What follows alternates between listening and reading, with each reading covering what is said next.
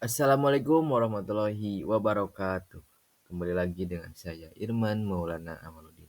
Kali ini saya akan sedikit membahas atau menjelaskan mengenai proses penyerapan unsur hara oleh akar.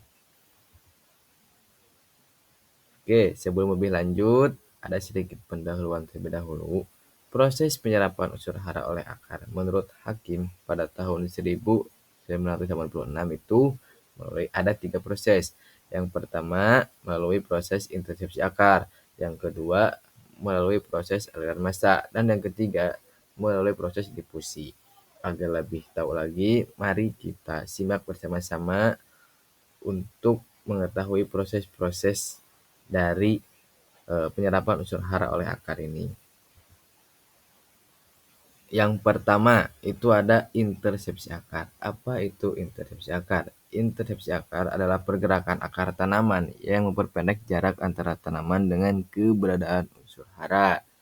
Secara singkatnya, proses intersepsi akar ini adalah proses penyerapan unsur hara oleh akar tanaman yang terjadi ketika akar tumbuh dan menyentuh langsung partikel tanah yang mengandung ion hara. Jadi, saat akar dan rambut akar memperluas jangkauannya di dalam tanah, si akar ini menangkap atau menyentuh partikel tanah yang memiliki ion hara seperti kalsium dan magnesium. Ion-ion tersebut kemudian diserap secara langsung melalui permukaan akar tanpa perlu bergerak melalui larutan tanah. Jadi intinya, intersepsi akar ini adalah penyerapan hara karena kontak langsung antara akar dan partikel tanah. Kemudian lanjut kita ke proses yang kedua, yaitu ada aliran massa. Aliran massa ini adalah pergerakan atau adalah gerakan unsur hara di dalam tanah menuju ke permukaan akar bersama-sama dengan gerakan massa air. Jadi secara singkatnya, proses aliran massa pada akar tanaman ini terjadi ketika air dan zat terlarut seperti ion hara bergerak bersama-sama menuju akar akibat perbedaan tekanan air atau gradien potensial air di tanah. Jadi proses secara singkatnya yaitu pertama, air tanah yang mengandung hara ini terdorong masuk ke akar melalui rambut akar karena tekanan osmotik dan transpirasi daun.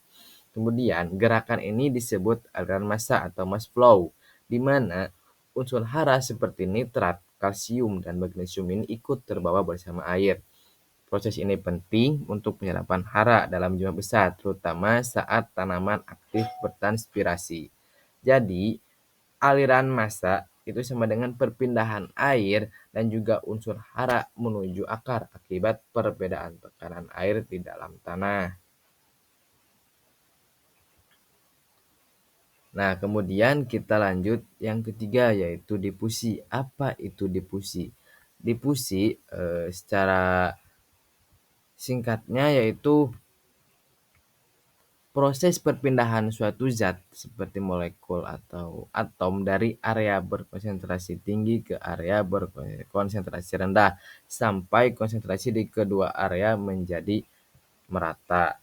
Prosesnya yaitu perpindahan molekul zat seperti air, oksigen, dan juga ion mineral ini dari konsentrasi tinggi di luar akar, baik itu dari tanah atau larutan tanah, ke konsentrasi rendah di dalam sel akar tanpa mengeluarkan energi atau secara pasif.